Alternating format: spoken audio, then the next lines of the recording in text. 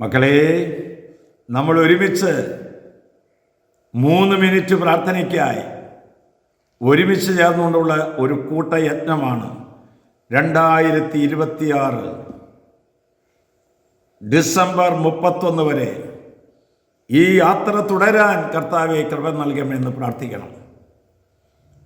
വിദേശങ്ങളിലും സ്വദേശങ്ങളിലിരുന്ന് വിദ്യാർത്ഥികളും തൊഴിലുള്ളവരും തൊഴിലില്ലാത്തവരും വിവിധങ്ങളായ സ്ഥലങ്ങളിൽ സഹായഹസ്തവും നീട്ടി കടന്നു വരുന്നവരും എത്രയോ മക്കളെ നമ്മൾ അനുനിമിഷം കണ്ടുമുട്ടുന്നു. എന്നാൽ ദൈവമായ കർത്താവ് പറയുന്ന വചനം നമുക്ക് ശ്രദ്ധയോടെ കേൾക്കാം. പ്രഭാഷകന്റെ പുസ്തകം 2-ാം അധ്യായം 6-ാം വാക്യം.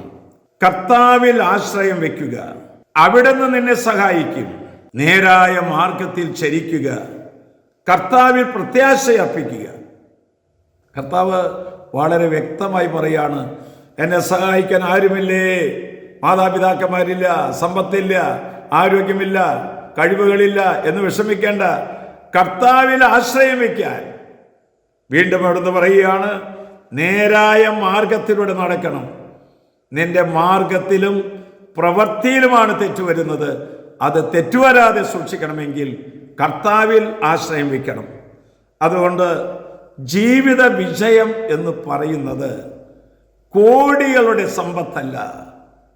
ജീവിത വിജയം എന്ന് പറയുന്നത് അത്യാധുനികമായ ജീവിത സൗകര്യങ്ങളല്ല, മറിച്ച് സംതൃപ്തമായൊരു മനസ്സാണ്.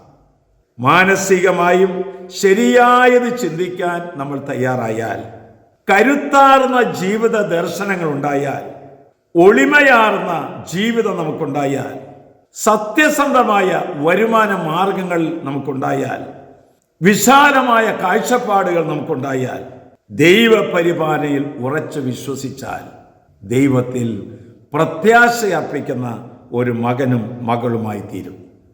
ഞാനൊന്ന് പറയട്ടെ, കിട്ടാത്തതിനെ കുറിച്ച് വേവലാതിപ്പെടാതെ കിട്ടിയതിനെ ഓർത്ത് ദൈവത്തോട് നന്ദി പറയുക.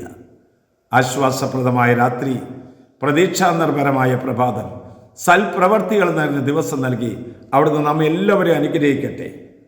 2026 വചനത്തിൽ ആശ്രയം വെച്ച് വചനം ഏറ്റുപറയുന്ന ഒരു കാലഘട്ടമായി മാറട്ടെ.